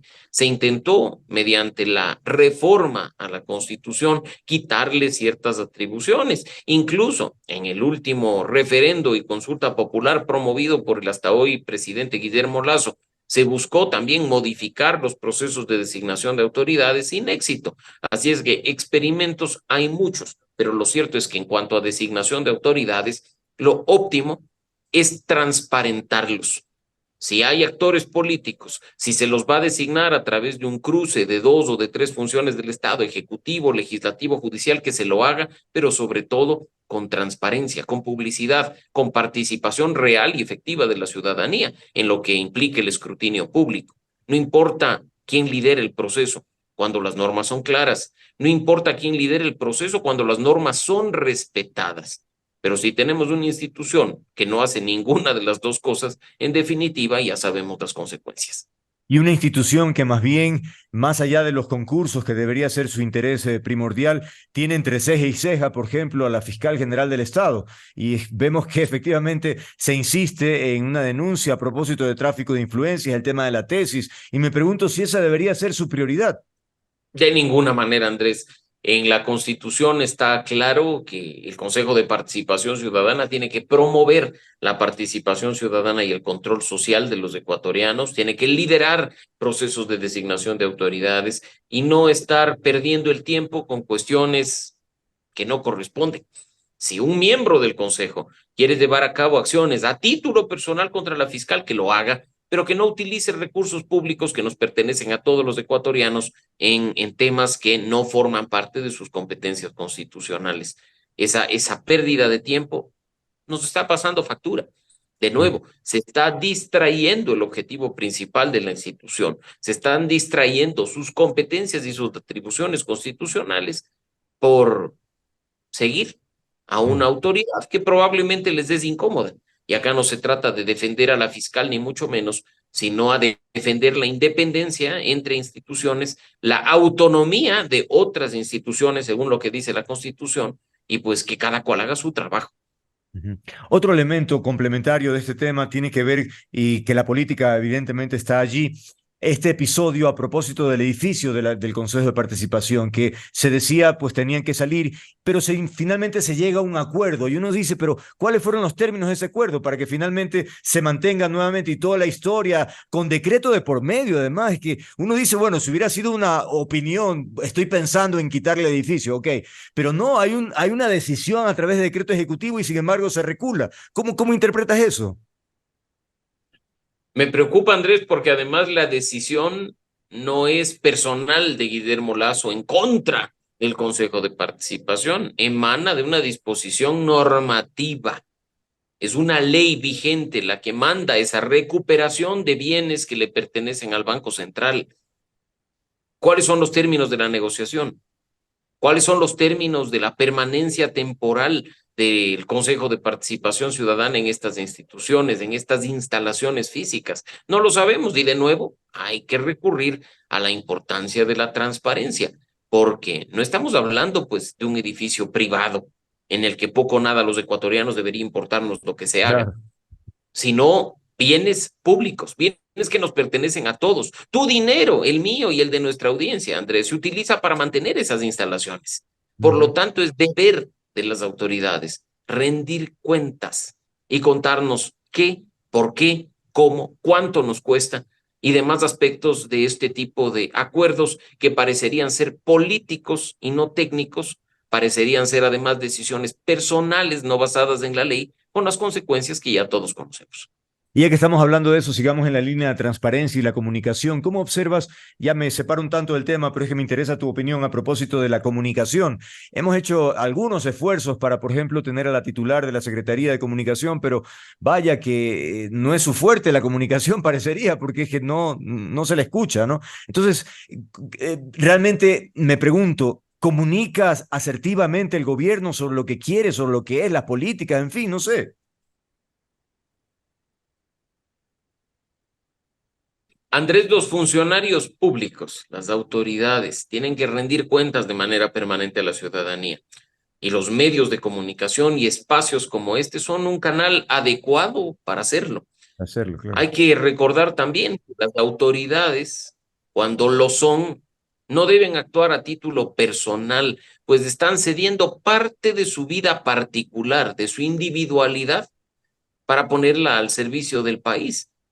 Si a una autoridad le cae mal Andrés del Mono López, pues problema de esa persona, pero no por ello va a privar a su audiencia de una rendición de cuentas, de contar lo que está haciendo en la gestión pública.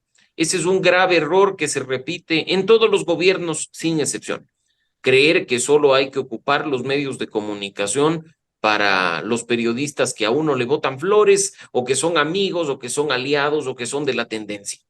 Estos espacios de rendición de cuentas son vitales. Y en ese sentido, ojalá que no solo el gobierno actual en los 2 meses que le queda, sino el gobierno entrante de transición en el año y medio que va a disponer, acuda a este tipo de espacios. No es necesario que sea el presidente. Pueden ser los ministros de Estado. Deben ser los ministros y los secretarios. Claro, Rindan cuentas, comuniquen a la ciudadanía. No es difícil.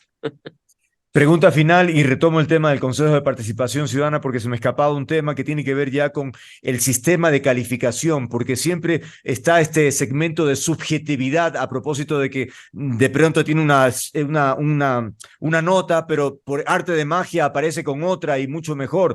Eso genera suspicacia y no hay mucha transparencia también en ese tema, Mauricio.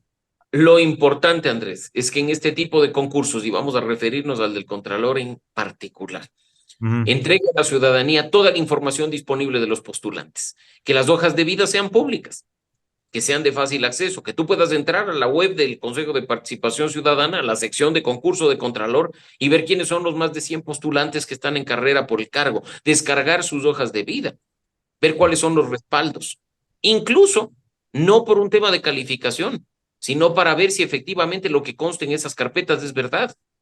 Han habido en procesos pasados muchas sorpresas de gente que presentaba, recordarás tus certificados de cuestiones que nunca pasaron, certificados de capacitaciones en las que nunca estuvieron. Entonces, ese tipo de escrutinio profundo es el que nos corresponde a nosotros, mientras del otro lado, lo vital es darle publicidad y transparencia al proceso, poner toda la información y datos, sin excepción, a disposición de la ciudadanía. Ojalá esto se cumpla, Andrés, porque creo que si se lo hace, gana el país, permitiendo que sean los mejores los que accedan a este tipo de puestos tan importantes para revitalizar las instituciones, para recuperar el Estado de Derecho y para tratar de garantizar en algo lo que dicen la Constitución y las leyes. De lo contrario, claro, vivimos en un sistema de institucionalidad media forzada, ¿no? Porque, insisto, tú lo has mencionado con tanta propiedad a propósito de la cantidad de autoridades que están encargadas y así, evidentemente, no fortalece la institucionalidad de un país. Totalmente. Y vendrán también, Andrés, ternas desde el Ejecutivo en las que no hay un concurso propiamente dicho, en las que hay procesos solo de escrutinio público, de impugnación ciudadana, y que también deberán ser llevados de manera diligente para que no ocurra lo que tú has visto ha ocurrido en los últimos meses con la Superintendencia de Bancos, donde también estamos con una autoridad encargada. Increíble. Mauricio Larcón, director ejecutivo de la Fundación Ciudadanía y Desarrollo, gracias por haber estado aquí. Que tengas buen día. Siempre un gusto, Andrés. Buen día para ti y para nuestra audiencia. Bien, gracias.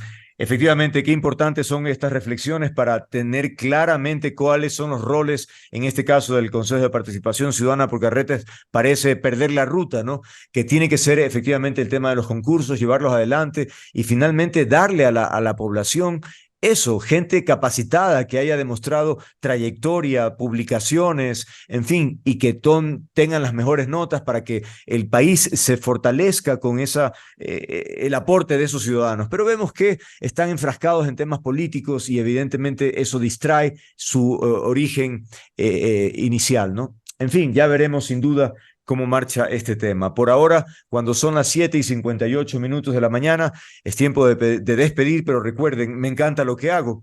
Disfruto interactuar con ustedes. Si quieren encontrarme, aquí estoy y estaré comprometido con el periodismo, con las ideas, con los afectos. Un apapacho, los espero siempre. Chao, chao.